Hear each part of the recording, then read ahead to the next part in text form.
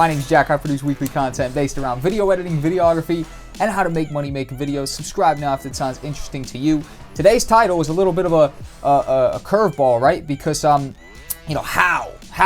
did you film the clubs without owning a camera? I borrowed my friends, straight up. So there you go. That's the answer to the question.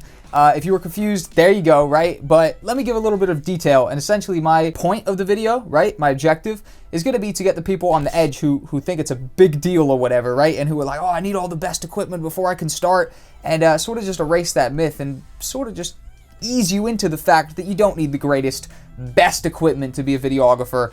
But real quickly, before we continue with the video, guys, I need to give a shout out to Creator Dashboard. They are the sponsor of today's video, and it's me who's sponsoring it. I own Creator Dashboard. It's a brand I literally launched today. It's got not a single follower other than me. I'm the only person following it. You could be the second one if you head over there now at Creator Dashboard on Instagram, Twitter, and Facebook. And pretty much this is a community hub for creators. I'm talking free editing packs. I'm talking giveaways, editing contests, promoting your dope tutorials, promoting your dope projects, giving job opportunities. I'm running out of breath talking about all the positives. All I know is I'm not going to list a single one going forward. I'm just going to tell you to go follow it, because if you're a creator, you need to be following Creator Dashboard. I'm slightly biased, but I'm also... No, actually, I'm 100% biased. Follow it now. Link in description or on the screen. It's Creator Dashboard. Go. Personally, at this point, I've shot over 50 different live event venues across the United Kingdom, clubs, duddy little bar venues, all sorts of stuff. People are on mad drugs at these venues, other really professional, polished venues where you got to turn up in your nicest clothes. I've done a bunch of stuff in the UK, and essentially I started doing this stuff before I even owned a camera. How I did it was I partnered with my good friend Noah, who basically we started a production company together. I got all the bookings. He actually had all the knowledge of a camera, so we were a great fit to each other. I literally didn't even know how to turn up the ISO, let alone owning a camera myself. And, he wasn't in the mindset of getting the bookings. So essentially it worked like a really good partnership together. We both added something to the other one that was impossible to do the job without. You can't do the job without a booking, and you can't do the job without a camera. So essentially we became live event videographers together.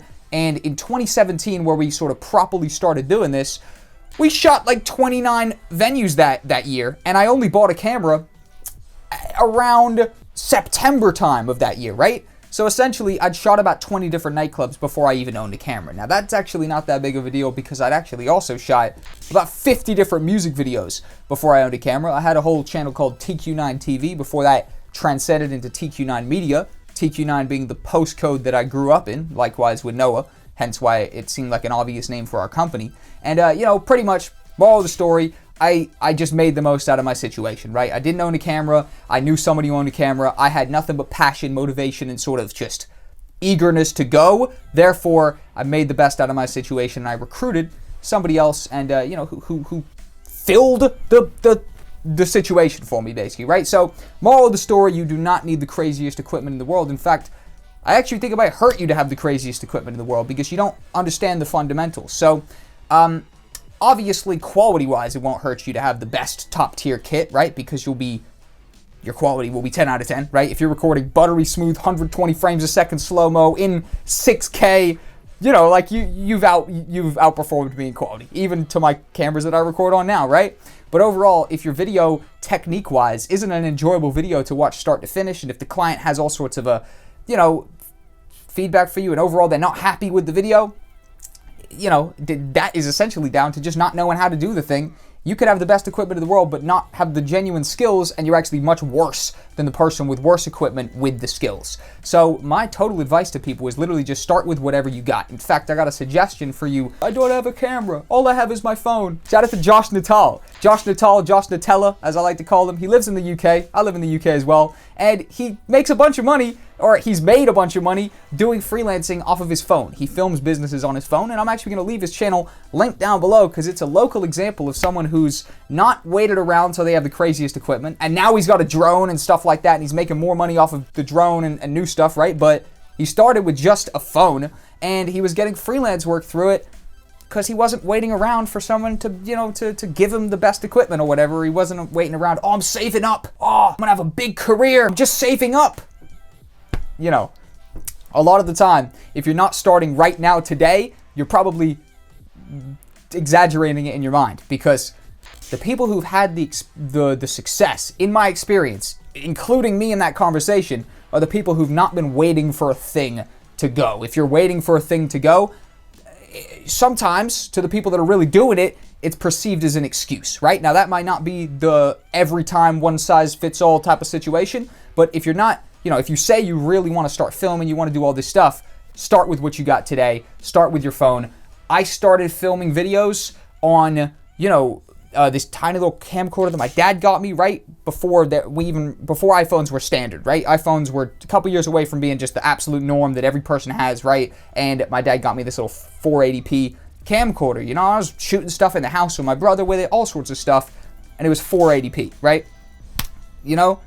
So if you start with an iPhone 4, even if you have an iPhone 4, I'm pretty sure even that's 720p. So even if you're starting with an iPhone 4, you have a better camera than the one I had, right? So overall moral of the story is start with what you got. Start with the setup that you're at. I was in the club at 17 years old before I could even legally be in the club, right? I came with a fake ID, with Noah's camera. We were shooting the place up. That was actually in 2016 before we properly started the hustle. Didn't get paid for that one. That was a exchange, if you will. And overall, in my opinion, you're actually much better off to suck in the early stages and then learn how to make a dope video just using cool camera techniques and editing techniques, and then get the dope equipment, which means your quality goes through the roof and you've already figured out how to do all the technical side stuff, and sort of just build on top of it. So, moral of the story is, start today with whatever you got. It's quarantine. If it's not quarantine and you're watching this in the future, you could go out there to the field and just start getting jobs. If not, today, go film something in your backyard, down the street, whatever the case may be. Be careful if there's some zombies walking around because of the corona situation, but shoot something, start today, start building those skills. It's best to have the actual fundamental skills of knowing how to use a camera, knowing how to make, shots blend into each other, knowing how to do the editing stuff to make a bad shot a good shot. Learn the actual techniques, if that's even a thing, the technicalities of the video production process, then finally build up to the big kit and smash it out the park. So, that's my moral of the story. I filmed 20 nightclubs before I owned a camera. I filmed 50 music videos before I owned a camera. I filmed over 100 videos in general before I owned a camera. It never stopped me. I'm extremely successful for my age in the field of video production, and I've only owned a camera for about 2 years. Thank you guys for watching. I've been Jack. Follow Creator Dashboard on the screen right there. I sponsored the video of myself, right? I sponsored my own video. Shout out to Creator Dashboard. Brand new little venture of mine. Give it a subscribe, give it a follow, and we'll be back with more content coming soon. Tuesdays, Thursdays, Saturdays, and Sundays for the videos.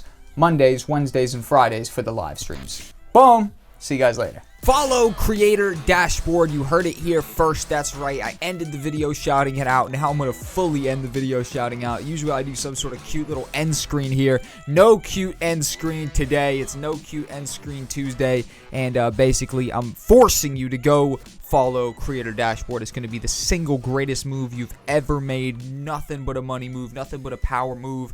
When Cardi B said, "We make money moves," she took that from Kodak, I think, but at the end of the day, she said that, and she was talking about following Creator Dashboard. We make money moves by following Creator Dashboard. I'm clearly going insane just talking about it now. I am completely off the rail. I need to be checked into a mental hospital. Follow Creator Dashboard. I'm going fucking crazy. I'm going to leave it on the screen for another minute so it really sinks in. Follow.